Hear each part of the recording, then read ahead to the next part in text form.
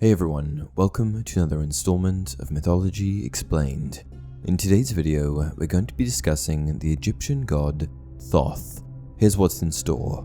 A god who recorded if the heart of each and every dead person was lighter than the feather of truth, a god who created the moon to illuminate the night, and finally, a god who summoned ingested semen to a god's forehead where said semen gains the appearance of the sun.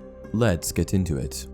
Thoth was depicted as having the head of an ibis, which is a long-beaked, wading bird. He came to be the god of learning, wisdom, and all vocations that centered on either the pursuit of knowledge or record-keeping.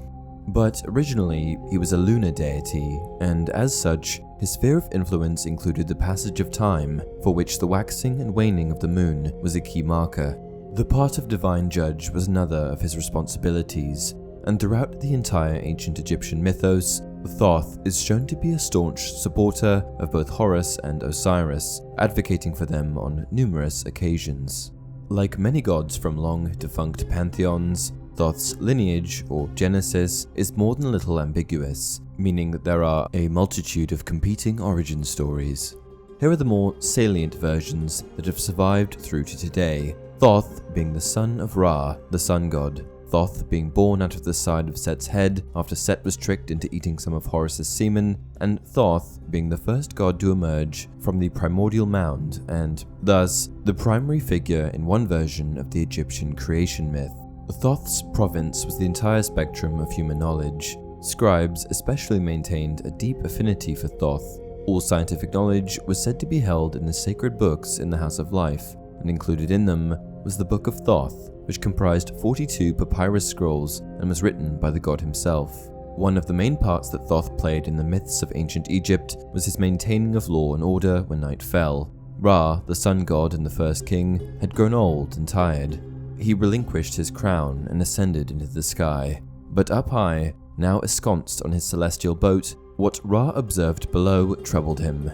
People had turned on each other, fighting had broken out, and everyone was looking for someone else to blame for the departure of the sun. To stop the chaos below, Ra did two things. He installed a successor, his firstborn, the god Shu, to rule in his stead, and secondly, Ra deputized Thoth to act with his own authority during the night. Thoth was tasked with upholding law and order, bestowing mankind with the gift of writing and illuminating the night sky, the last of which he accomplished by creating the moon. Thoth was a stalwart defender of Horus, and he remained so throughout Horus's decades-long conflict with Set, in which they relentlessly competed for the throne. His most notable contribution was in the event that followed Set's rape of Horus. Set forced himself upon Horus while he slept, and then, the following day, Set rushed off to the Divine Council to boast to the other gods about what he had done. But in the intervening time, many things happened of which Set was not apprised. Horus was not actually filled with Set's seed. He caught it in his hand, which Isis then chopped off and cast into the Nile. Don't worry though, Isis used her magic to later restore Horus's hand.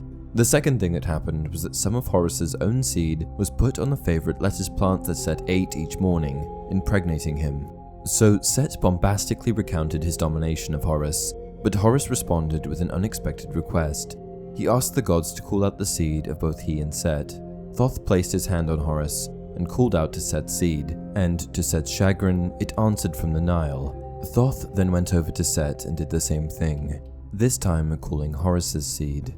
The answer came from within a gobsmacked Set, who was impregnated by Horus.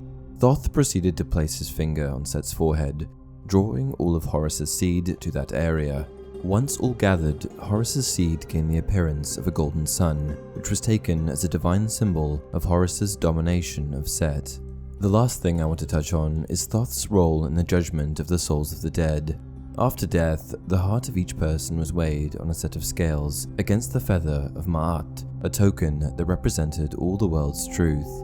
If the feather was heavier, the person passed on to the afterlife, but if the heart was heavier, then the person's soul was devoured by a ravenous demon. Osiris, seated on his throne, presided over each weighing.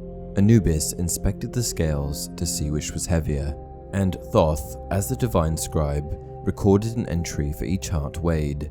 Some versions greatly expanded Thoth's responsibilities in the underworld, Those ranged from Thoth restoring the head and heart to the dead body, allowing for resurrection, to Thoth shepherding souls through the underworld, and finally to Thoth flying souls to heaven.